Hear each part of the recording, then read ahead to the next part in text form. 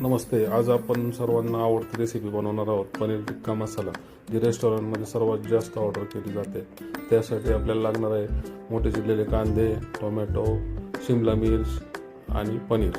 हे सर्व मटेरियल आपल्याला घ्यायचं आहे. दही अर्धी वाटी, बेसन पीठ, लाल मिरची पावडर, धना पावडर, गरम मसाला, किचन किंग आणि मीठ आणि हळद. नंतर आपल्याला बाउलमध्ये दही आणि बेसन पीठ काढून घ्यायचे मॅरिनेशनसाठी. सर्व मसाले घालायचे आहेत, एकत्र करायचे सर्व असे. आणि सर्व आपण जे चिरलेले आहे ढोबळी, टोमॅटो, कांदा आणि पनीर सर्व एकत्र करून आपल्याला अर्धा तास ते मॅरिनेशनसाठी ठेवायचं आहे.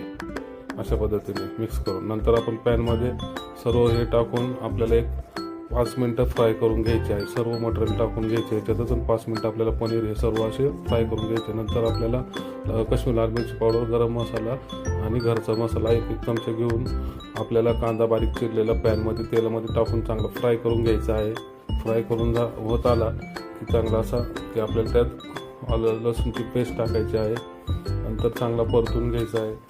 अशा पद्धतीने परतले की आपल्याला त्यात हे मसाला आत्ता घेतलेला तो टाकून चांगला मिक्स करून घ्यायचा आहे. आणि त्यात एक मोठा टोमॅटो चिरलेलं व आपलं पेस्ट घ्यायची आहे टोमॅटोची, ती त्यात मिक्स करून घ्यायची आहे चांगल्या. अशा पद्धतीने तेल सुटलं की आपल्याला त्यात एक काजूची पेस्ट टाकून घ्यायची आहे 5 ते 6 आणि 1 ग्लास पाणी टाकून घ्यायचं आहे.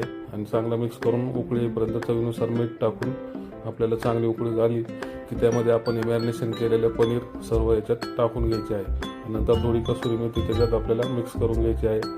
चांगलं मिक्स झाले की तयार झाली आहे आपली पनीर टिक्का मसाला. झटपट बनते आणि खूप छान एकदम टेस्टी होते. अशा पद्धतीने केल्यास तुम्हाला नक्की आवडेल.